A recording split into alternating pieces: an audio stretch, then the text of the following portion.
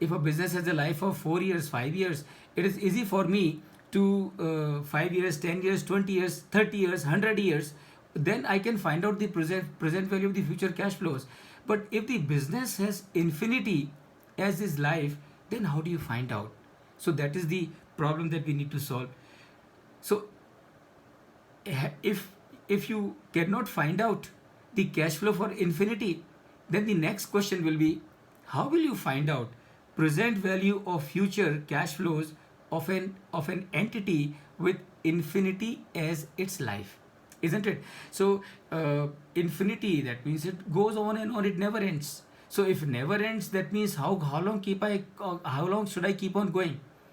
So if I cannot find out how long I need to keep on going, I will not be able to know the cash flow for all the years. If I do not know the cash flows of all the years, then how do I find out the present value for all the cash flows? This is the problem. The why I am discussing with you, because this will answer the question as to why do we use two-stage discounting model. Why we use two-stage discounting model. Okay, so if you cannot find out cash flow for the infinity, if you cannot find out the present value for infinity, then how do you find out the value of the entire entity? Now, what is a two-stage model? That is what we need to understand. So friends, please pay attention here, because I'm going to cover that in any case with you a little later, but for the timing, what is two-stage model? So to resolve this problem of infinity, what do? You break the life of the entity into two parts. What two parts? Part number one. Part number one, which is considered as a high growth period. So this is the period during which the entity is going to grow at a higher rate of growth. And then a period starts. Which period it starts? The period starts where the entity's growth will be stabilized. So stabilized meaning what? Meaning the growth is going to be 5%, 5%, 6%, 3%, or 4%, or something like that actually. So that is what you will break the life of the entity into two parts. The first part, when there's a high growth, it is referred as high growth period or explicit forecast period, the first period, okay? And the period from where the growth gets stabilized, that period is known as terminal period. That period is known as terminal period. So what you have done? What you have done is you have broken the life of the entity in two parts. The first part is high growth period, which is also referred as explicit forecast period. And then the second period, which is known as terminal period. So what you do under the two-stage discounting model, what you do, you calculate the present value in two parts. First part, you calculate the present value of the period, which is of 5 years, 7 years, or whatever it is.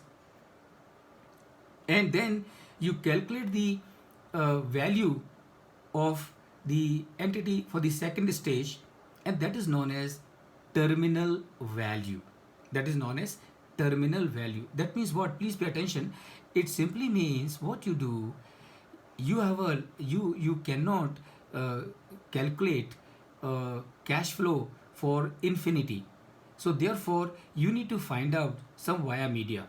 So one gentleman called Gordon, he did some research and he suggested this model. So he suggested that you do not have to calculate for all the years till infinity.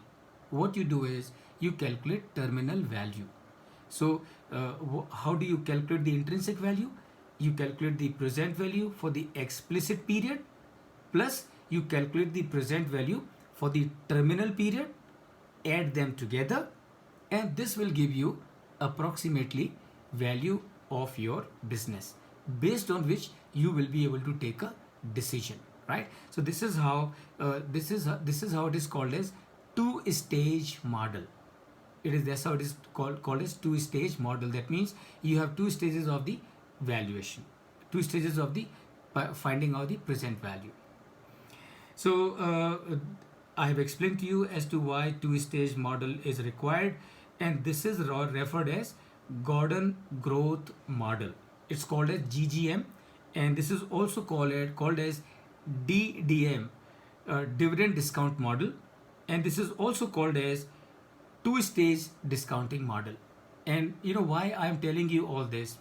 I am telling you all this because when you will read literature on the valuation, you will realize somewhere it is saying uh, Gordon growth model, somewhere it is saying dividend discounting model, somewhere it is saying two-stage discounting model. So you start getting confused. Are there three different models? No, there are no three different models. There is only one model, and that model is two-stage model, and that two-stage model is developed by a gentleman called Gordon, and that is why it is also known as Gordon growth model. Now, I'm sure, friends, all of you with this discussion must be very clear as to why this is known as two-stage model, number one. And I'm sure all of you must also be clear as to why this model has to be in two parts, right? So in case if anybody is not clear about it, you can please let me know, and I can repeat it once again, and so that all of us are on the same page. All right. So if I am not hearing, uh-huh. Hmm.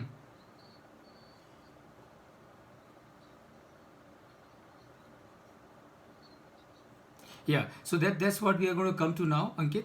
Uh, at the moment, we should have a clarity in our mind that we will need to calculate the cash flow and the present value for the discounted cash flow method, which is based on the two-stage model, which is for a company. Please pay attention, all of you, please pay attention, and I'm sure you will understand it very clearly. In case of a company where the life of the entity is finite, let's say 10 years, do you need to use the two-stage discounting model? The answer is no. Why? Because it has got a finite life. It has got a life of 10 years. So what you need to do, you need to simply calculate the cash flow of 10 years, also estimate the realizable value from the sale of the assets, the fixed assets and the working capital and the current assets at the end of the year. Find out the present value of all 10 years, add them together, and you will get the worth of the business. So if in case of finite life, you do not have to use two-stage model. You have to use two-stage model only when you are doing valuation for an entity which has got a infinite life. So see, this is how we become clear about the logic and the reasoning, and once it becomes clear to us, then rest of the things starts falling in place automatically. Okay, any other doubt, anyone? Please.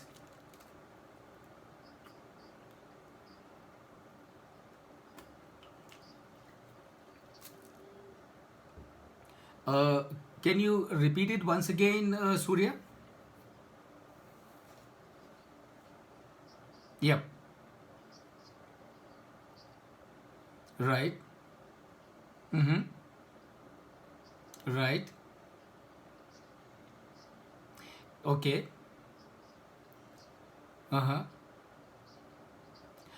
All right. No, it cannot be used interchangeably, Surya, because the two values are different. Remember, when you talk in terms of the enterprise value, what you are doing is you are taking the total of the equity value and the debt value. So the total of the equity value and the debt value put together is your enterprise value.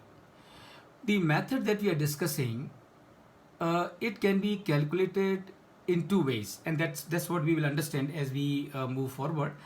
Our cash flows, please remember, all of you, I'm going to discuss that in any case, but just to give you some pre background, cash flow can be of two type. Cash flow can be for the firm, and cash flow can be for the equity. So Surya, if you are working based on the cash flow for the firm, then what you would arrive using the discounted cash flow method is your enterprise value. But if you are not using the cash flow for the firm, you are using the cash flow for equity. In that case, you will arrive at the equity value, and in that equity value, you will need to add the debt value. So when you add debt value to this equity value which you have arrived using the cash flow for the equity, that becomes your enterprise value. I hope that answers your question, Surya. Mm-hmm.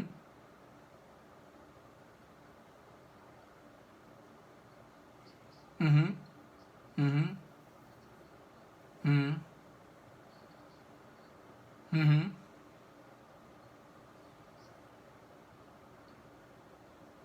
Mm.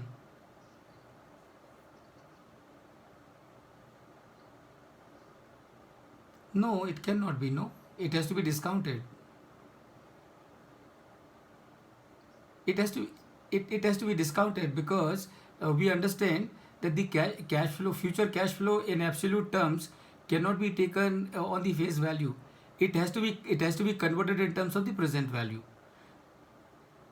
Yeah. Hmm. Right. Hmm. Hmm.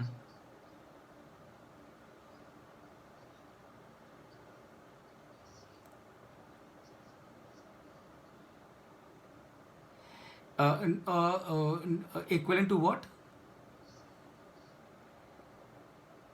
FCFF. Yeah, yeah, of course, of course. FCFF discounted. FCFF discounted. Discounted is the, yeah. When it is discounted, it is equal to enterprise value.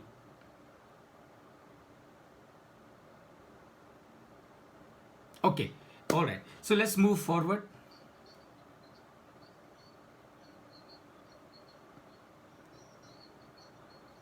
Yeah, we are now, Ankit, coming exactly onto that now. So let's come to the steps in the discounted cash flow method valuation.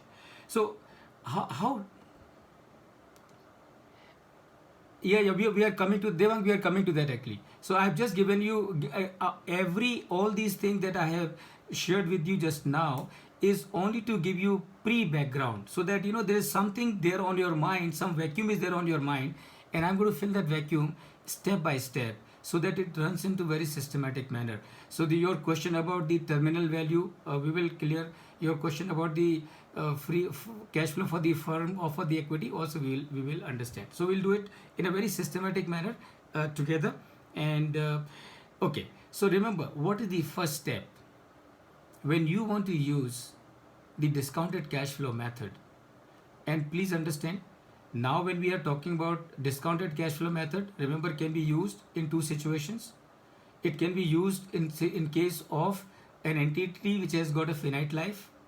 So if an entity has got a finite life, two-stage model is not required.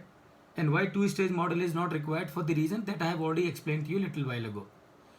So you will use the two-stage discounting model only when the entity that you are valuing is having infinite life. So your first step in case of valuation of an entity where it has got a infinite life, what you need to do, you need to ascertain the explicit period and the terminal period. Let me once again explain to all of you, and Devang, please pay attention. So what is explicit period? As valuer, in consultation with the management of the company, I will need to find out what is the normal growth period of this entity, and what is the high growth period of this entity. So the management will, and they will know, because they are the people who run the business, they have a better idea. We as valuer only need to ensure whatever details are given to us are not bogus, are not fake. That is what is our responsibility. So they will tell you, sir, our product, our industry, and accordingly our company for next 5 years, 7 years, or 10 years will grow at the rate of 15%.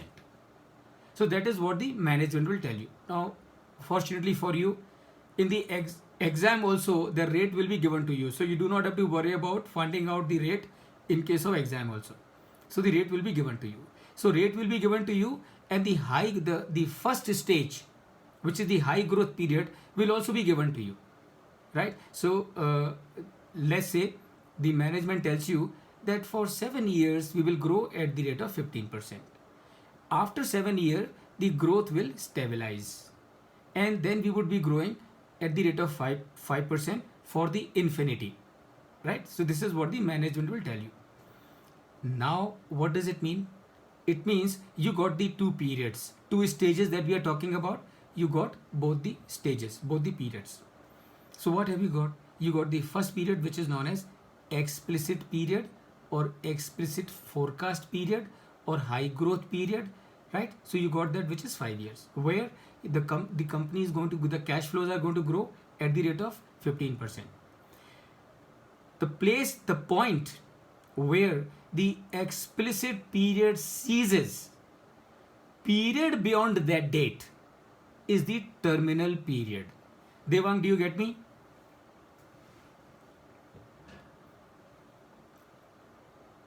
Right? So let's say the management has told you 5 years is the high growth period or explicit forecast period. So from the end of the 5 years, the period beyond the end of 5 year is your terminal period. That means what? That means the period beyond the 5 years expiry, the whole period beyond 5 years of expiry is the terminal period. Gordon has given us a model which helps us to estimate the present value of the terminal period. And please remember, present value of terminal period is known as terminal value. And I'm repeating it once again for the benefit of all of you. Present value for the terminal period is known as terminal value. So that means what? That means what will be the value of this entity? Value of this entity will be total of present value of the explicit period plus present value of the terminal period. Put together will be the value of this entity, right? So this is the first thing that you need to understand. For exam, it is very simple, because in exam the case study will tell you so many years is the explicit period, beyond that it is terminal period. They will also tell you what is the growth rate during the explicit period and what is the growth rate during the terminal period. So that is also given to you. You can use it provided you know how to use it. And I'm sure after our session of today, you will have no difficulty in using it. So that's your step number 1. Then you have a step number 2. Step number 2 is estimating the free cash flows, right? Obviously, as we have discussed from the very beginning today, ultimately, how do you find out value of an entity? You find out value of an entity based on the cash available from this entity. So what you need to do? You need to project the cash flow for the explicit period. Now, is this projection of cash flow for the explicit period, for the purpose of discounting cash flow method, is it going to be different then the way you will do the financial projections for the budgeting of the company or for the capital expenditure planning of the company? The answer is no. So the method that you will use, as a matter of fact, in many cases, the company may have the cash flow readily available to you when they give you the assignment. So it is not to be done also. They have because they have done it for other purposes. So they can give you that this is our projected cash flow. In case if you have to do it, or in case the company has given it to you ready, you need to ensure as valuer. Now this is, I am telling you, for the benefit when you start practicing as a valuer. Exam point of view, it is very simple. When the projections are given to you, at that time you have to ensure that these projections are based on realistic assumptions. These are based on realistic assumptions, right? Okay. So estimating the free cash flows during the explicit period, during the terminal period. Now remember, you can call it terminal period or you can call it continuing period. Both mean the same thing. And just understand, and that's it. So you will need to find out the cash flow. Now cash flow can be for the, as I said earlier, and I'm going to discuss that with you. Please remember, when you are making the cash flow can be of two type. Cash flow, as we discussed little while ago, Ankit, I'm coming to your question now. Free cash flow for the firm and free cash flow for equity. No rocket science, nothing very complex, it is very simple. What is the meaning of cash flow for the firm? Free cash flow for the firm. That means cash which is available for all the stakeholders. That is your cash flow for the firm. That means your lenders, your shareholders, your preference shareholders, your debentures, every debenture holders, everybody. So the cash which is available for all of them is your cash flow for the firm. And cash which is available only for the equity holders, that is cash flow for equity, free cash flow for equity. So this is the difference between the cash flow for the firm and cash flow for equity. Now I can tell you at this point in time, and please remember, the value of a business can be looked at in two ways: enterprise value and the equity value. What is the meaning of enterprise value? Enterprise value is total of the equity value plus the debt. So put together, that's your enterprise value. Equity value is value which is available only for the shareholders. So please pay attention. If you are using, or rather you should tell me, if you are using free cash flow for the firm, what will you arrive at? Will you arrive at the enterprise value or will you arrive at the equity value? All of you? Everyone? Fantastic, absolutely. So if you are using free cash flow for the firm, that means you will come to enterprise value, and if you are using free cash flow for equity, you will arrive at the equity value. So that's your step number 2. Now what you have to do in the estimation of the free cash flows, you only have to ensure accuracy. You only have to ensure realistic assumptions. You only have to ensure that whatever assumptions that you have taken are based on the reality. They are not unnecessarily, jacked up. Because if there is a jacking up of the numbers, obviously your valuations are going to be high. And you will, so depending on the accuracy that you have in the projections or cash flow estimations, the outcome will reflect in the value of that company. Then we come to the third stage, and the third stage is estimating the growth rate in earnings. Now, as I was telling you, for the exam, you do not have to worry. because for the in the exam they will give you the growth rate. So the case study in front of you on the computer will tell you the growth rate during the explicit period is 15%, during the terminal period it is 5%. So the rate is given there, you do not have to worry about. But in real life you will have to do the estimation. And how do we do that estimation? We will come to that as we move forward. Now what you do, the stage number 4 is find out the cost of capital. Again, exam you do not have to worry, because in the exam they will give you the cost of capital, they will give you the cost of equity.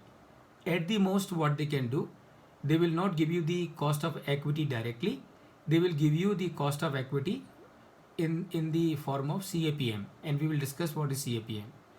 So but this information is available to you. The cost of capital is given to you. 12% is the cost of debt, 15% is the cost of equity, 17% is the weighted average cost of capital. I'm just telling you as example. So the cost of capital in the exam or in the exercises that you will do by yourself, it is all given, readily available. So you do not have to do anything extra.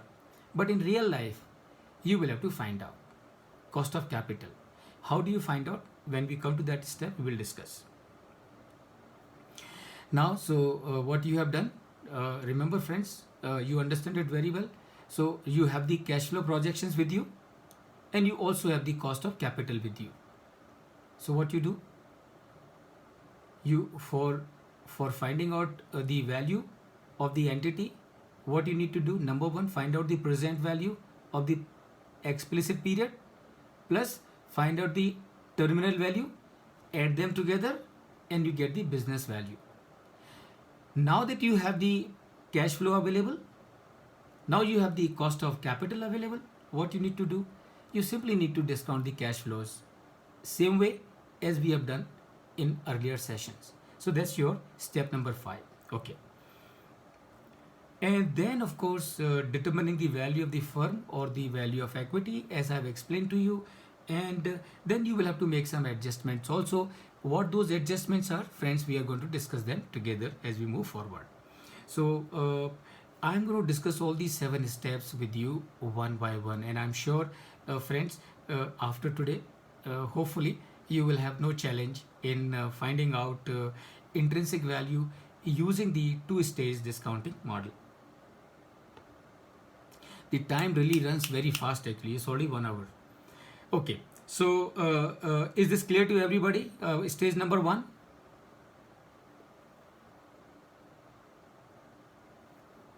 Sanjay? Very good. Varun? Anil? Ritesh? Everybody? Good, good. So that's your step number 1. Step number 2, estimation of free cash flow.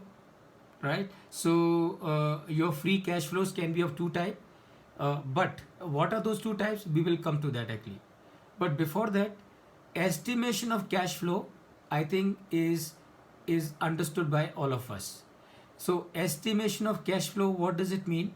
If my high growth period is let's say of 5 years, so I need to prepare the projected cash flow for next 5 years. And how do I prepare the projected cash flow for next 5 years? By making the profit and loss, projected profit and loss for 5 years, my income minus all my expenses, minus the interest, depreciation, taxes, and everything. And then what I get in the bottom in as net profit. To this, add the figure of depreciation, right, and make some more adjustments. What those adjustments are, we will understand them together. So step number 2, estimation of free cash flow for the explicit period.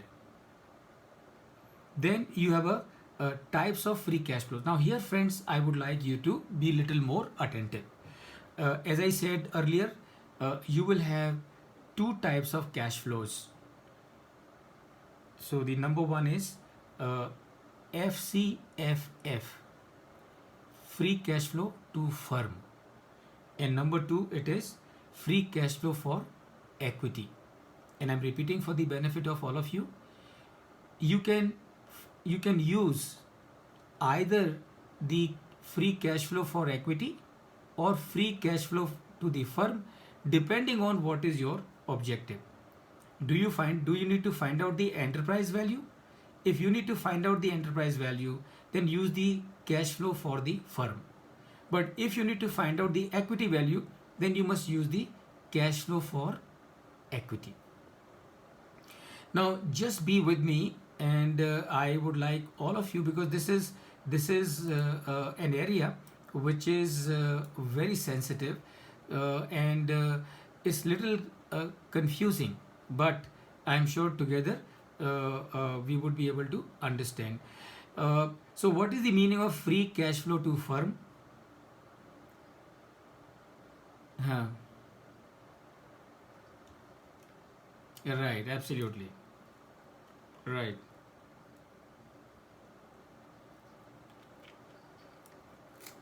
That's right. So, friends, very good, Surya. So, what is the meaning of free cash flow to firm?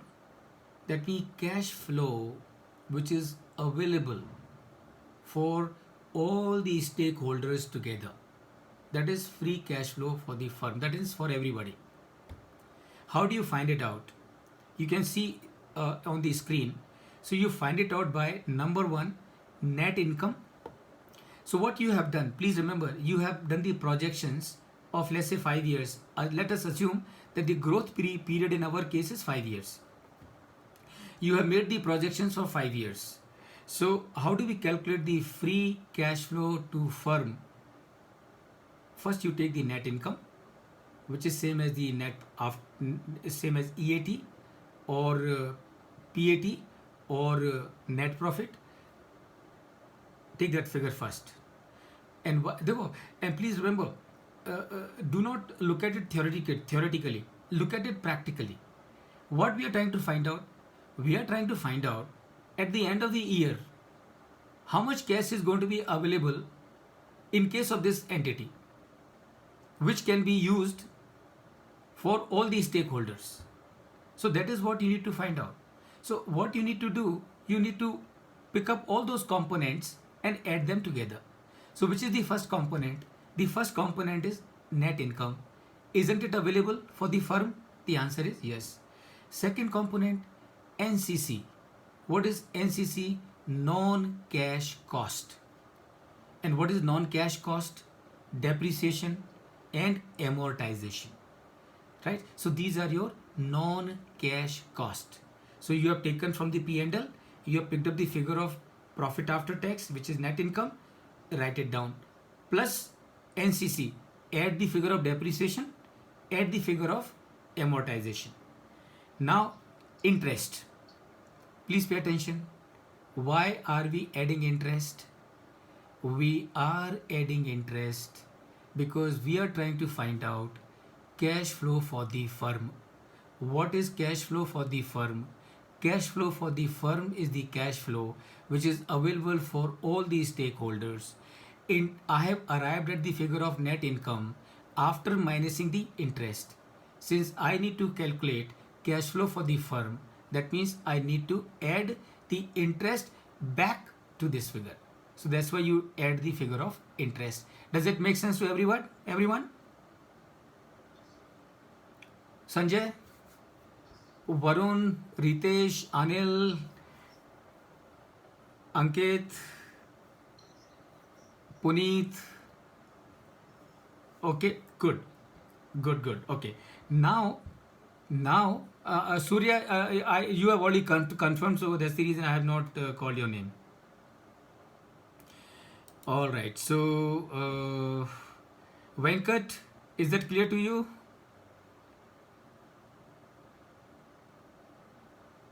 Venkat, is it clear to you? Devang? Good. Okay, good. All right. Okay. So now, what would you do? Now you need to add or deduct change in the working capital. When should you add when should you deduct? If your working capital has reduced, then the amount by which the working capital has reduced, remember, so much is cash is now available to you from your operations. Yes or no? Isn't it? So your working capital was 100 crore. At the end of the year, your working capital has come down to 75 crore. That means 25 crore of cash is available to you from your change in the working capital. So in case if the working capital has reduced, add it. But if the working capital has increased, then you minus it. Why minus it? Because then it's consumption of the cash. It's the consumption of the cash. Okay. And then you minus the capex. Capex is your capital expenditure. So any capital expenditure that you would have done in that year, you would minus the, yeah. Okay. So working capital, it's like this. What we are trying to find out?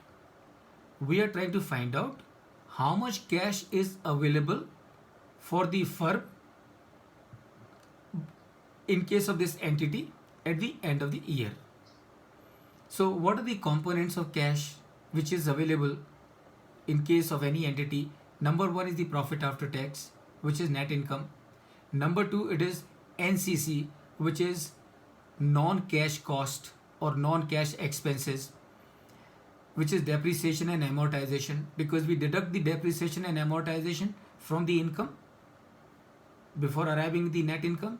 So you add it back because it is a non-cash expense. Money has not gone out. And then what you do, then you look at your working capital, change in your working capital. So if your working capital at the beginning of the year was 100 crore, at the end of the year it has come down to 75 crore. That means what? That means your working capital has reduced by 25 crores. So that means 25 crore has become available to you as cash because of change in the working capital. So since the working capital has come down, you have this 25 of cash available on account of reduction in the working capital. So you will add that figure here in this equation for arriving at the cash flow to the firm. But if this working capital has increased, that means what? That means so much of your resources, so much of your cash has got consumed in the working capital. So in case of increase, you will reduce, you will minus it. In case of decrease in the working capital, you will add it actually. Does it answer your question? Yeah. Okay. Good. Very good. Very good. Okay. And then of course capex you understand very well. Capital expenditure. Obviously, if you have bought certain assets, that means the cash has got consumed in those assets. So that means so much of cash is not available. Okay, now very good, good that you have mentioned this. See, in valuation, and please pay attention, all of you. When you are doing the valuation of any business, what you should take into account? You should take into account. You should take into account only those assets or those liabilities which are used in the operations. And why? Because you are trying to find out the cash flow of the firm. So cash flow of the firm generated from the use of the assets. So in case if your company has got surplus cash available, which means you have got 200 crore of cash lying with you, and this 200 crore of the cash is not used in your working capital. So this surplus cash is to be ignored at this point in time. That is the meaning of excluding surplus cash flow. So if I can,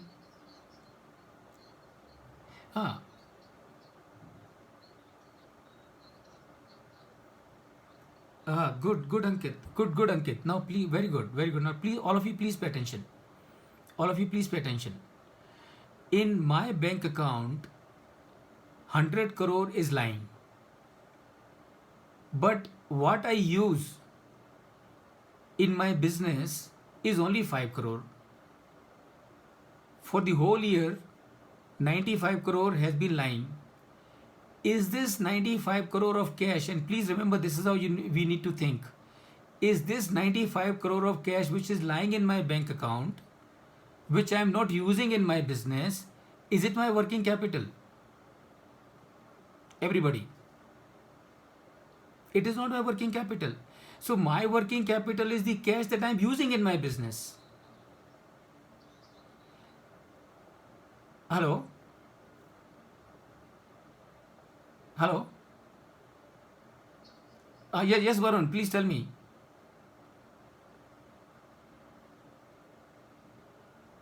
Okay, understood?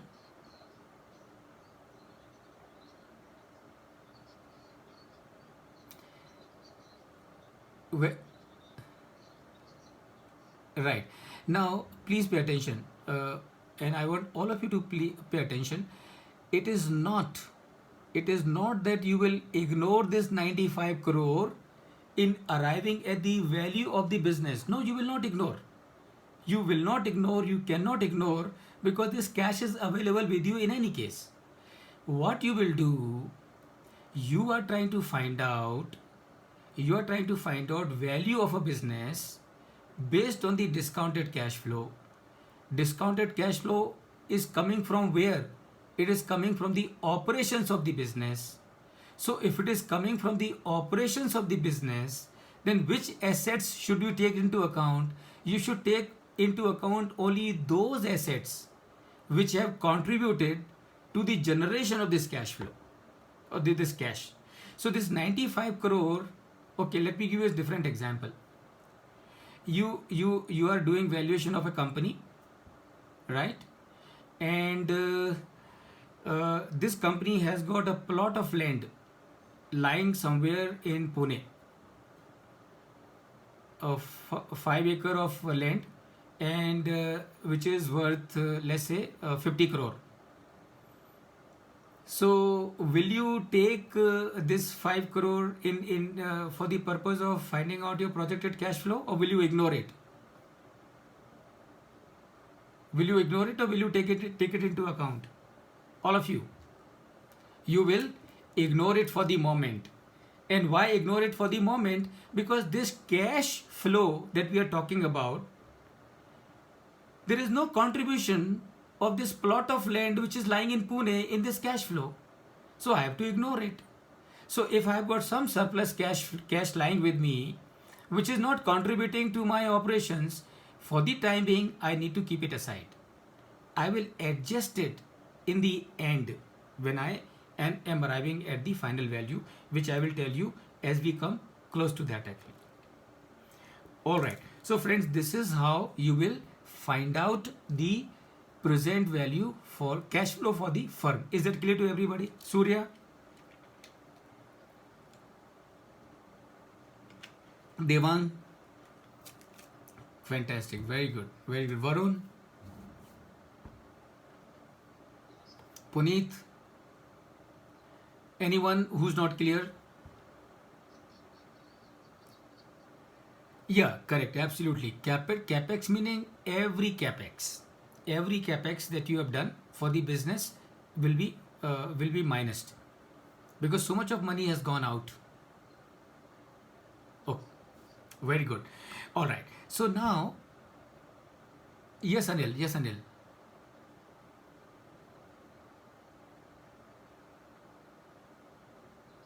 Uh-huh. Hmm.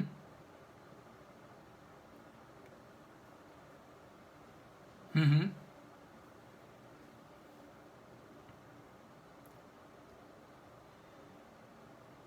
Okay, very good point. Very good point, Anil. See, generally, what you are when you are making your cash flow projections, the impact of these intangibles, is expected to reflect in the cash flow. So, whatever sales that you will be doing, the it is benefit of the intangible is coming into that cash the sales already. Are you with me? So therefore for this purpose you do not have to factor the intangible separately. So because that effect is automatically coming in your cash flow.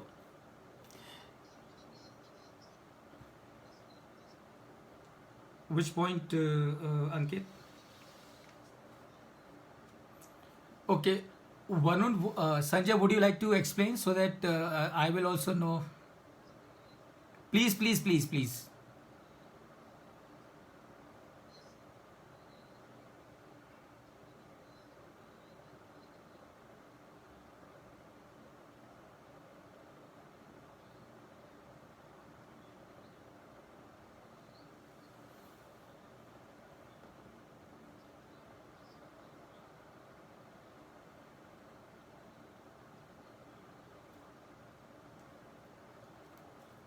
Yes, absolutely correct. Absolutely right.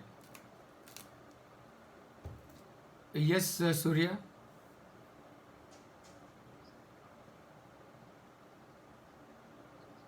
Uh huh. Uh huh.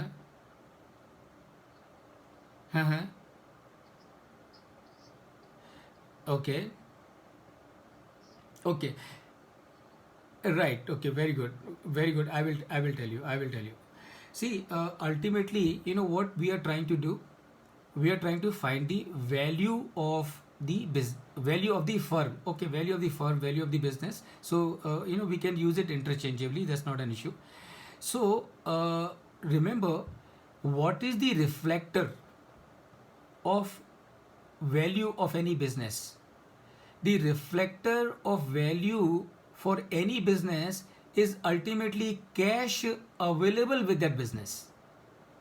So, if in case a company is able to reduce its working capital by 25 crore, so this 25 crore of cash is available in that year with the company. So obviously it is going to increase the value of this company.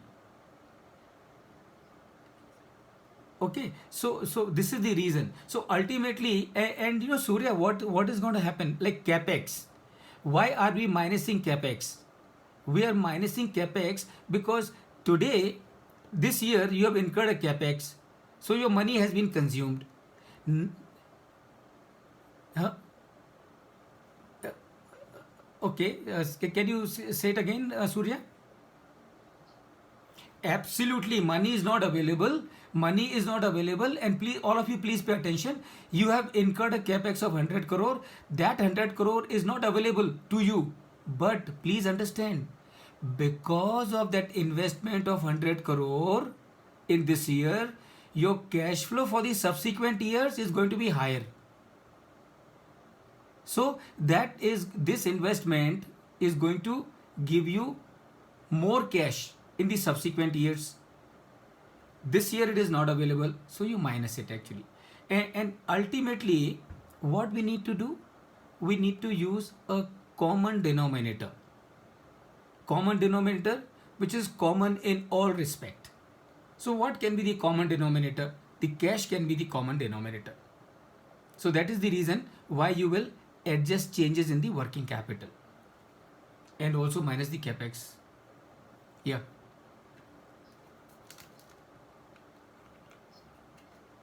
Hmm. We are. Hmm.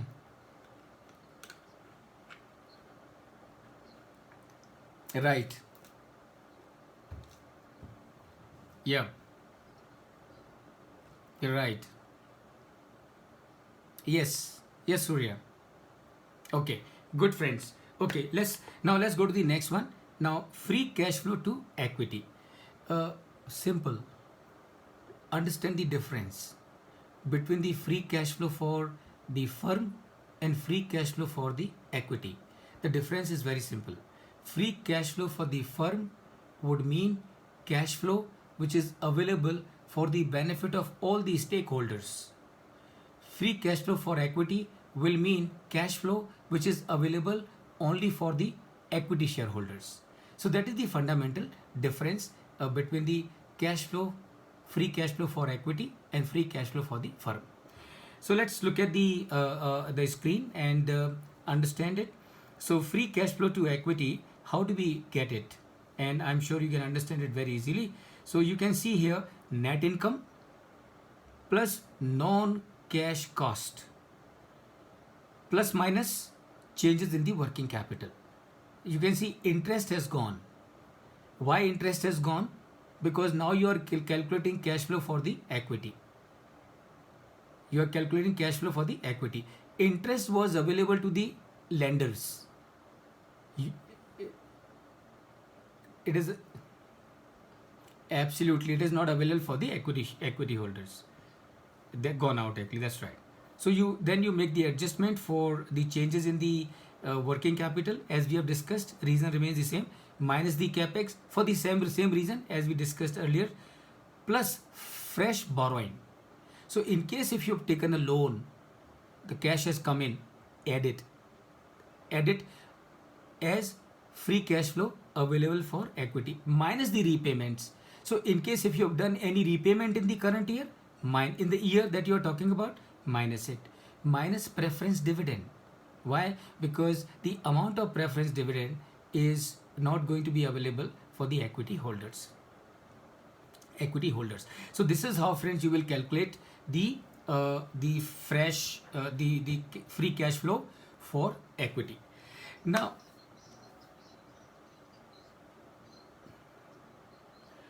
no problem. Surya, I would like you to explain this.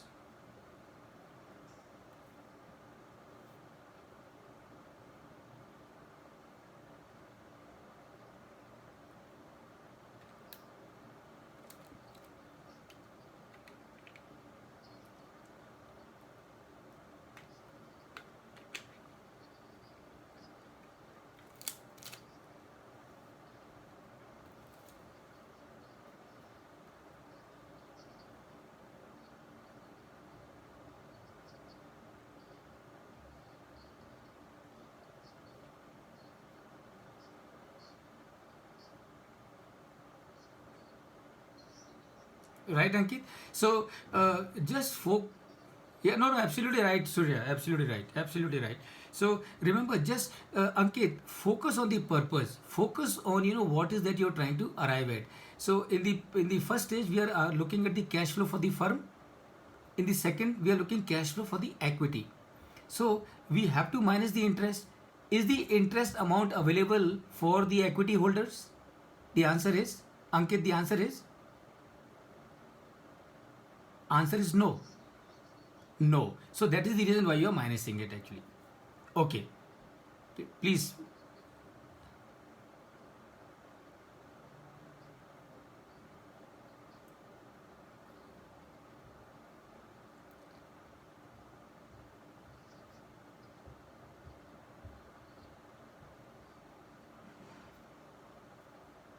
Absolutely good. Absolutely fine, Surya. Very good. Very good. Okay. Somebody was asking in a question in between. Yes, Devang. देखो Devang, good question but since you are taking the net income is arrived at after adjusting the tax, so that adjustment has already been taken care of.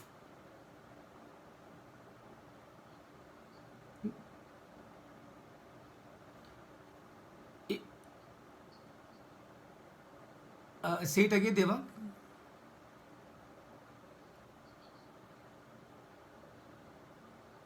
हाँ.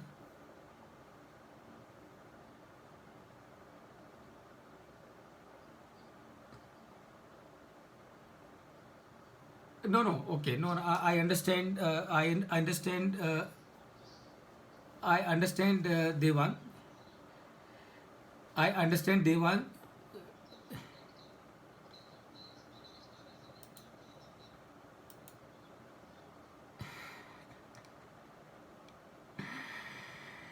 Okay, Devang,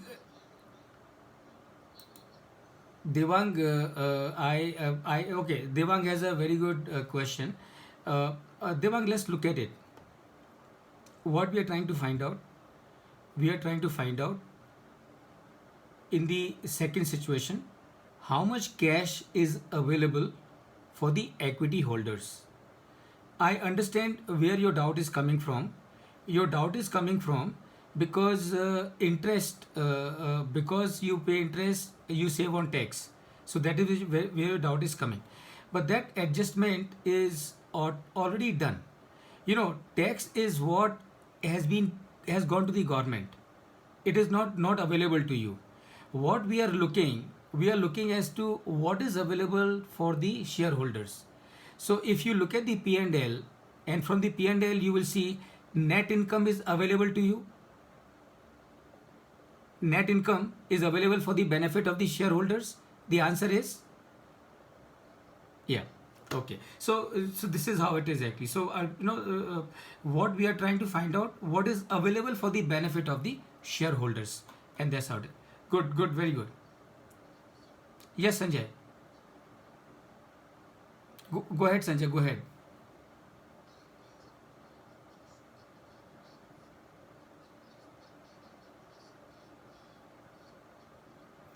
Uh,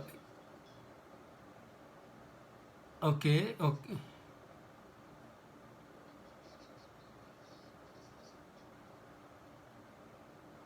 Your voice was breaking.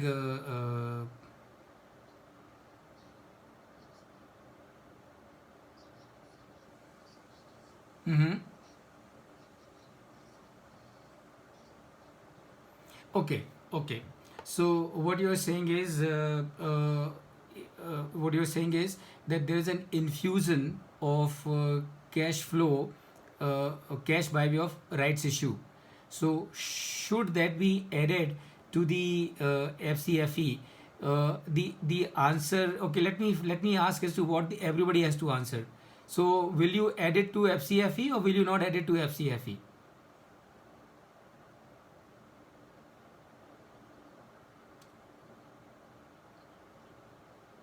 No. Is that cash not available with the business?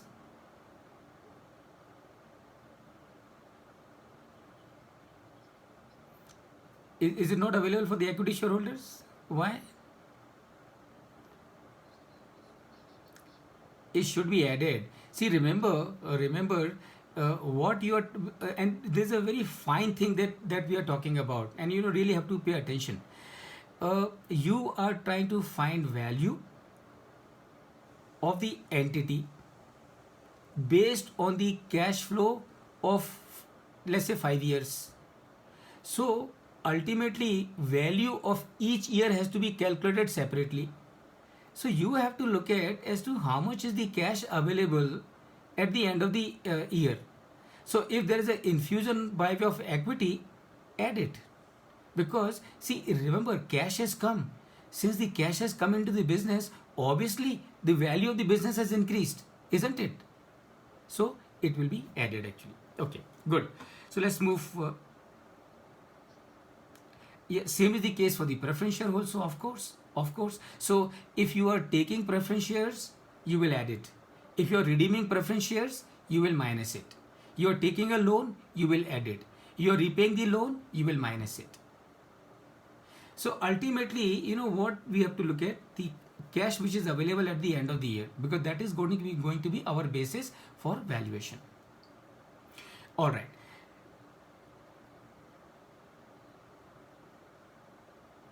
Yes, Anil.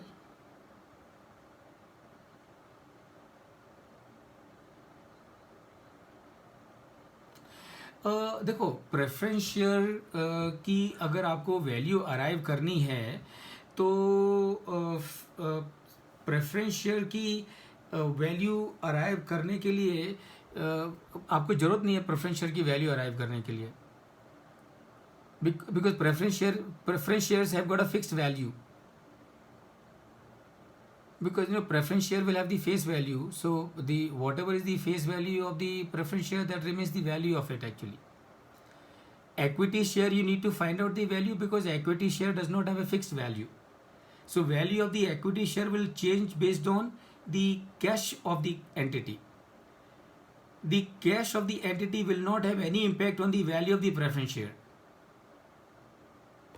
Anil, does it answer your question? I hope it answers your question. So for yeah, okay, good, okay, yeah, yeah. Please go ahead. Right. Hmm. Hmm.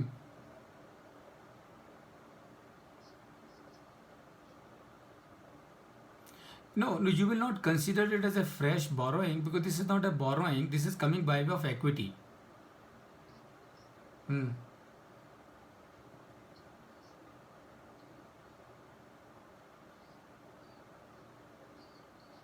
Right. Mm-hmm. Mm-hmm. Mm-hmm.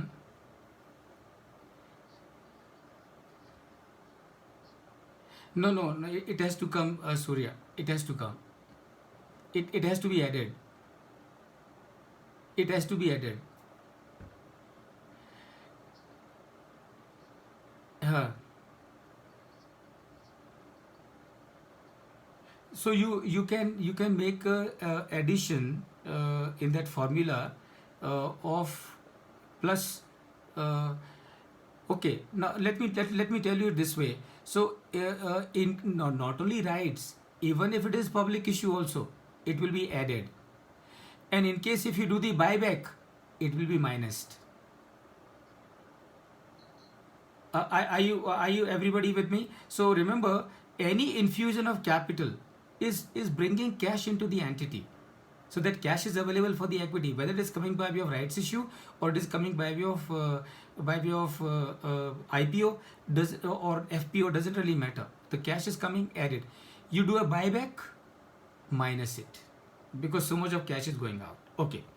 Now, friends, one question that you must understand: why are we discussing? Why are we discussing cash flow for the firm and cash flow for the equity? We are discussing cash flow for the firm and cash flow for the equity because in one case we want to find out the value of the enterprise, in the other case we want to find out the value of the equity. So we all understand it very well. If we have to find out the present value, we have to discount the cash flows. So we have to use a cost of capital, a rate for discounting the future cash flows. So now tell me, there is something which is known as WACC. WACC, we will discuss that, but for the time being, let's understand. WACC, I'm sure all of you would know in any case. WACC is weighted average cost of capital. So one thing is WACC, which is weighted average cost of capital, and another thing is cost of equity. So my question to all of you, for discounting the cash flow, for discounting the free cash flow to firm, what will you use?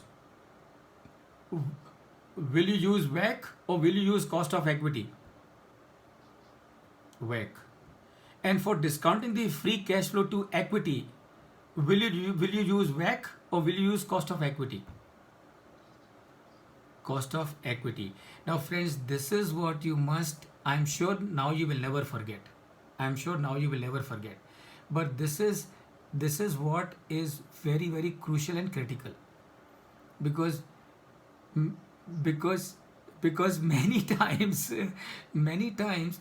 you are discounting the free cash flow for firm and you are discounting it by the cost of equity.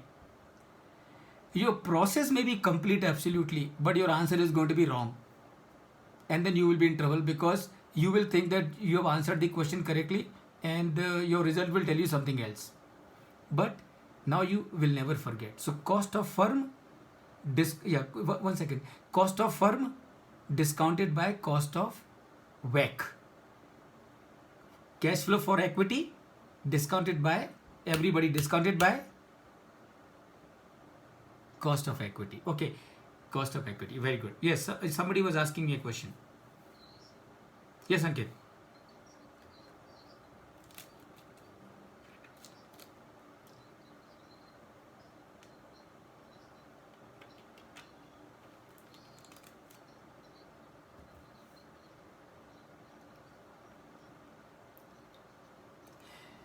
Yes. Okay. No. Okay. Okay. देखो अंकित, in case of the cash flow for firm, cash flow for firm is for all the capital providers. It will include lenders, it will include equity shareholders, it will include preference shareholders. So since the cash flow is for the firm where you are including all the capital providers, so therefore you will need to calculate weighted average cost of capital. And what is weighted average cost of capital? It is the combined cost of all the sources of capital. So it will include cost of debt, cost of equity, cost of preference shares. How do we calculate? We will do a small exercise as we go forward. So this is what you must understand. In case of cost of equity, there is only one stakeholder. Who is that? Ankit, who is that? Equity shareholders. So will you use WACC in that case, in case of equity? Good, very good, very good, very good. And we will do a calculation on the WACC as we come to that point. But and I'm just going step by step so that we don't get confused. So yeah, as you can see, the line 3, future cash flow to firm are discounted by WACC, and it provides you enterprise value. And I'm sure you will remember, enterprise value will mean value of equity and value of debt put together. Future cash flow for equity are discounted by cost of equity, and it provides equity value of the firm, right? So this is how you will. These are the two types of the cash flows that you have, and this is how you will use them.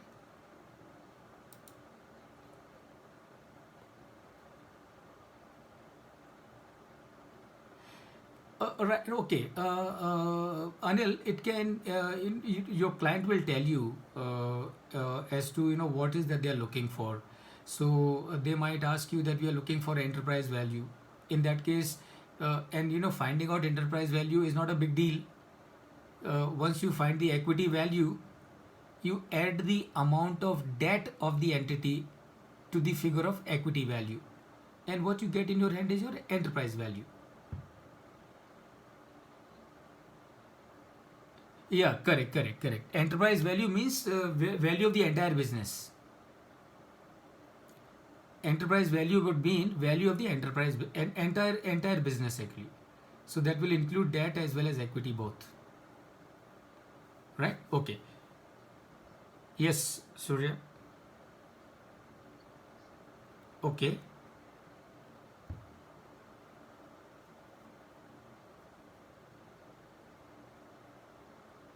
Yes.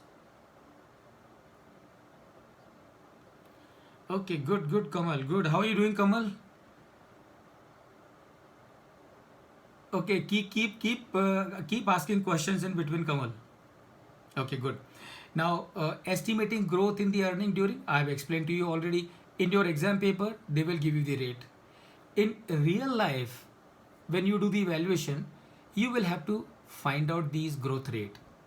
So, how will you find out the growth rate during the explicit forecast period?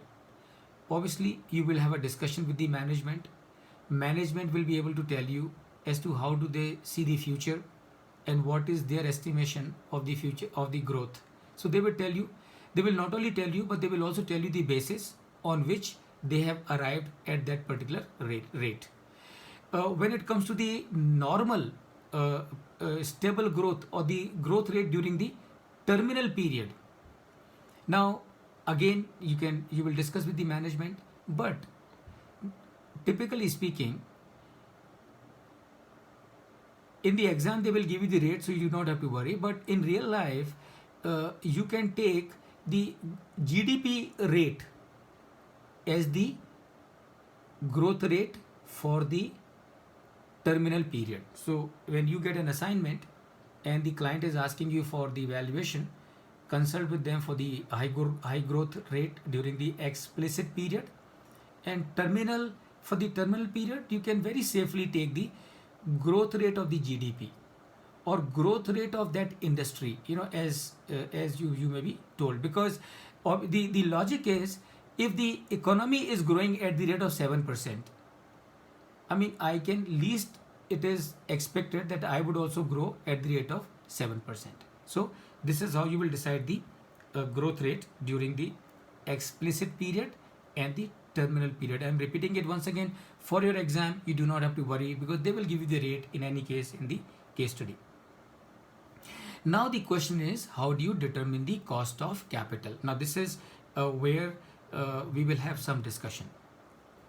First of all, let us understand what is cost of capital. Answer is very simple. Cost of capital is the cost of a source of capital.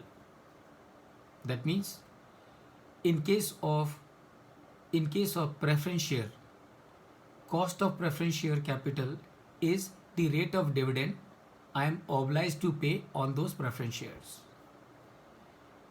In case of term loan, the cost of capital, and here you must pay attention, in case of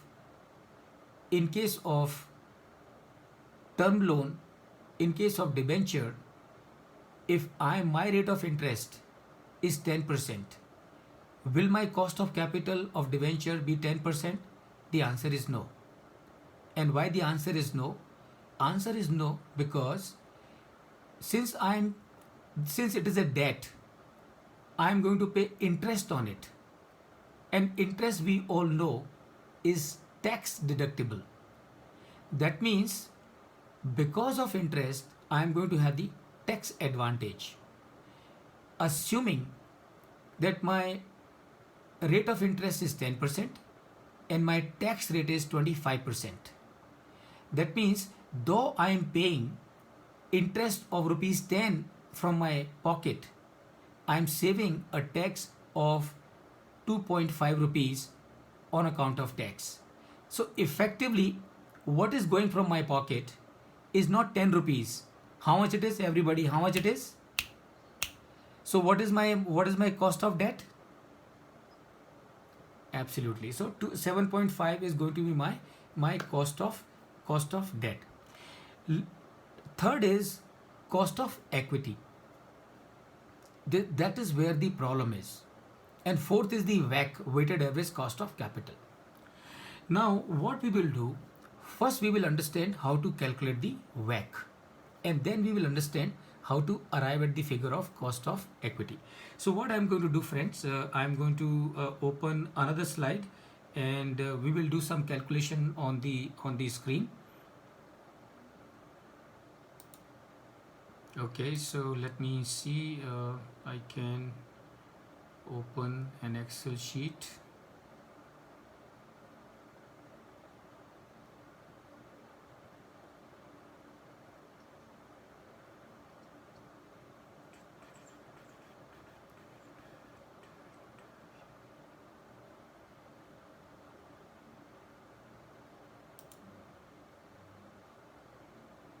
So what I'm going to do is we will calculate together the weighted average cost. I'm sure most of you will know, but just for the benefit of in case someone may not really be acquainted with how to calculate the weighted average cost of capital.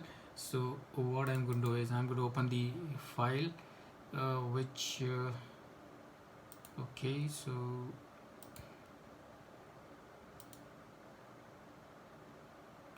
Time really flies actually. It's already 1 hour and 45 minutes.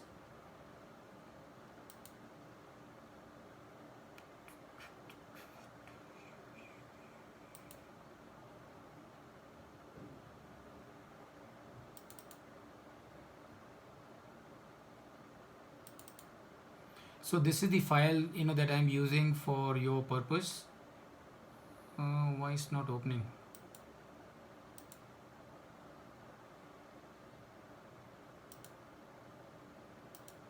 Okay, anyway, no worries. Whatever is opening, I think is good enough. Maybe we can use it.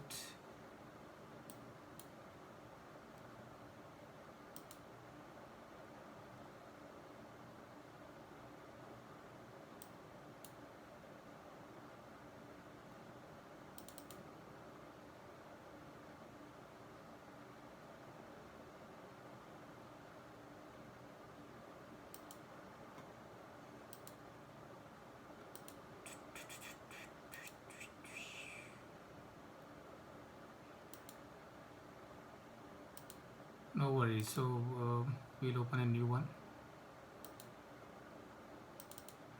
Okay, so let's understand how do we calculate the. Okay, I'm sure all of you can see on the screen. All of you can you? Okay, all right, no worry.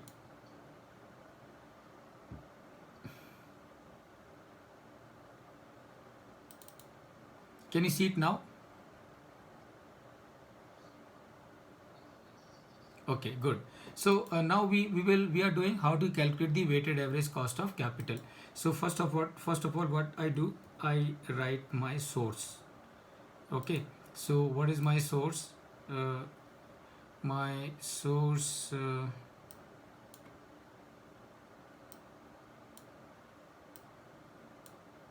Let's say my source is equity. I have a source which is free reserves.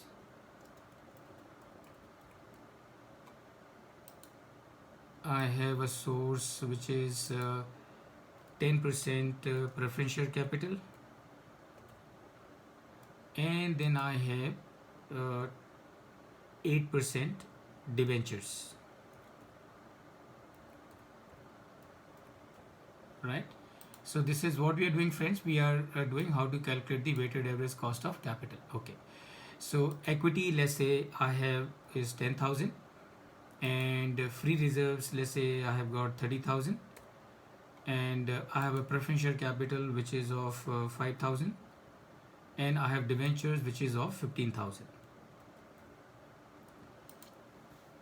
Okay. Now, so this is the amount, and this is the cost of capital of respective source. So this is cost of capital of respective source. So how much it is for the preferential capital? It is given. It is 10%. Right? Okay. And how much will it be for debentures? Everyone, assuming that your tax rate is 25%. Very good. Everybody, does everyone get this? Ankit, do you get it? Do you follow this?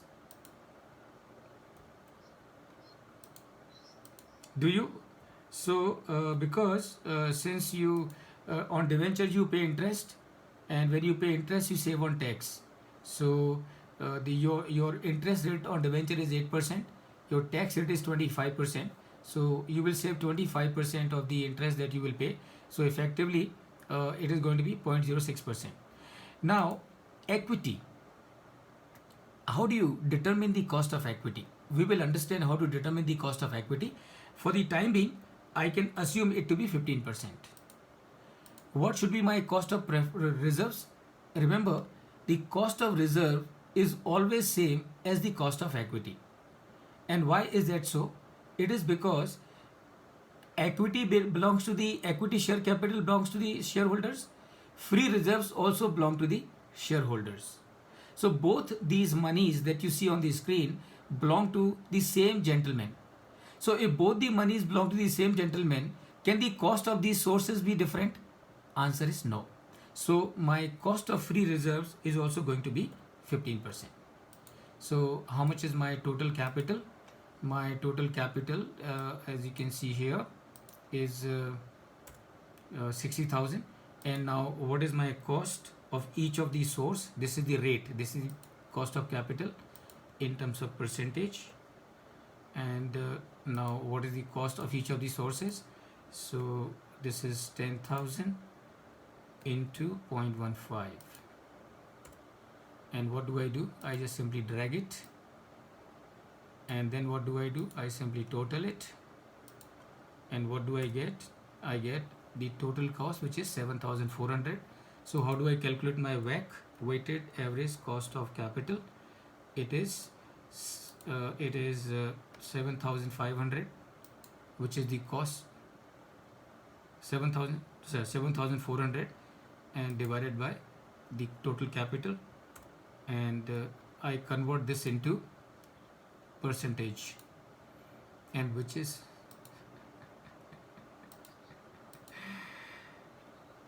no problem, please tell me. Yes.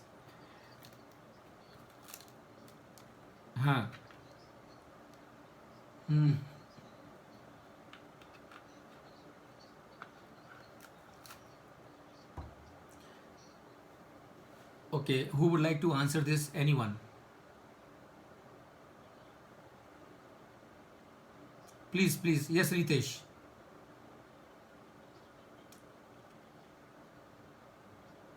Absolutely. So Ankit, interest benefit is available only on a debt instrument.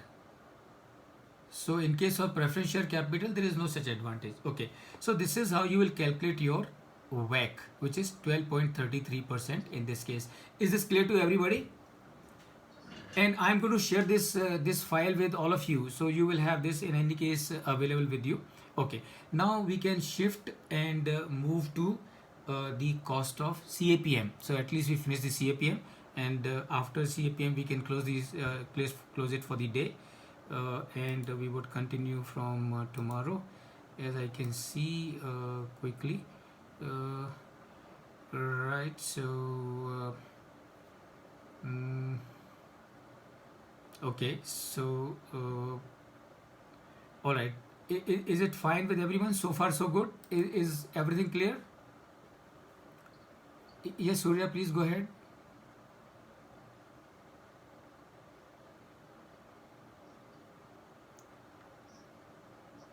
Different.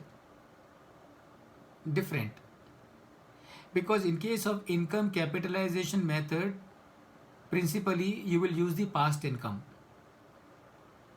And in case of discounted flow method, you will use the future income.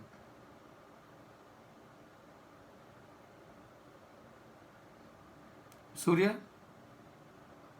All right, okay. So very good. So let's go to the next. Let's come back to the slide that we were previously looking, and let's continue from.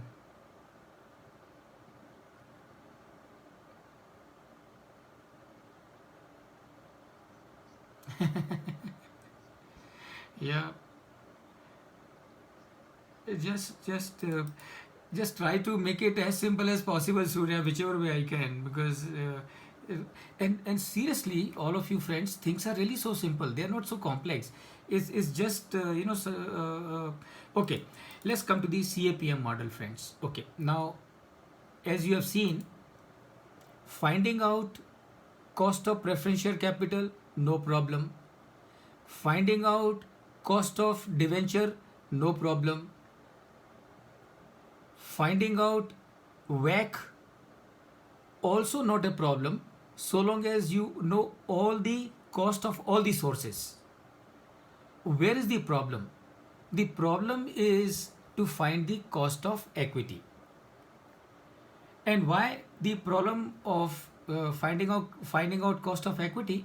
Because you do not pay a fixed amount to the equity shareholders. Sometimes they may not be paid at all because there is no profit. Sometimes, even though there is a profit, you may still not pay them. And sometimes there's a good profit, you may pay small dividend. and sometimes you might pay even virtually the whole of the profit. So how do you determine the cost of equity? Friends, in general, across the globe, what is cost of equity? Cost of equity is nothing but opportunity cost of the investor. Yes or no? Yeah. So basically, cost of equity is the opportunity cost of the investor. But what is the problem? The problem is, in a company there are thousands of investors, and thousands of investors will have thousands of opportunity cost. So what to take as the cost of equity? Obviously, you cannot take all the rates for the purpose of decision making. So then there is a model developed which is known as capital asset pricing model, CAPM model.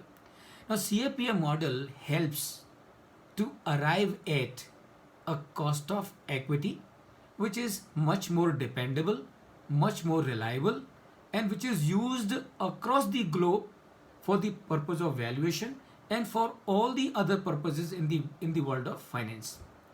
So what is this capital asset pricing model? And this is what we will understand. So this is, as you can see on the screen, this is your capital asset pricing model. What is the first thing? RF. What is RF? Risk free rate. Then what you have? You got something called beta. What is beta? Beta is an indicator of risk. Now just be with me. What you are trying to find out using CAPM? You are trying to find out. Correct. Absolutely. Absolutely. So you want to find out cost of equity. Meaning what? Meaning you are trying to find out what is the return expectation of a shareholder, a common shareholder. So where do you start it from? You started from the risk-free rate. So obviously, if I am putting my money into the business, the least that I would like to earn on it is what? Is the risk-free rate, right? So generally, the rate which is applicable in case of 10-year Government of India bonds, that rate is taken as a risk-free rate. That means if I don't do anything, I will earn so much without any problem. So you start with the risk-free rate. Then you take a beta. What is beta? Beta is an indicator of risk of your business. So beta is an indicator of the risk of the business that you are valuing. In other words, please pay attention. What is beta? Beta is a covariance.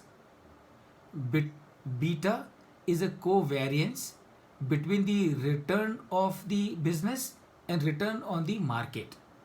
So that is the beta. So if you, this is something that you need to do is in statistics. So if you do the standard deviation and the things like that, you would be able to calculate beta. But we do not have to worry about, because for us it is given in the examination paper that this is the beta. But we need to understand in principle what is beta. Beta is an indicator of the risk. So please pay attention. If the beta of a company is 1.5, how do you interpret it? If beta of a company is 1.5, it means if the market goes up by 1%, this company's share price will move by 1.5% because its beta is 1.5. If the market comes down by 10%, the market price of this company will come down by how much, everybody? By how much? How much? What? 15%. See, beta is 1.5%. So if the market is going up by 10%, the company's price will go by 15%. If the market is coming down by 10%, company's price also will come down by 15%. So it will be always 1.5 times. That is beta. market return, that is what is the market, what return the market is giving, minus the risk free rate.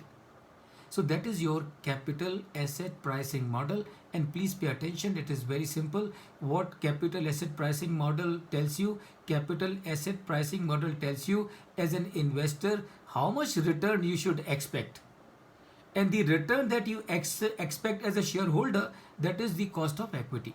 So what will it comprise of? Number one, it will comprise of the risk free rate, and then it will comprise of the market premium. So what is market premium? If the market is giving a return of 10% and the risk premium is a risk free rate is 7%, so what is the market premium? The market premium is 3%. And if beta is 1.5%, then the market premium becomes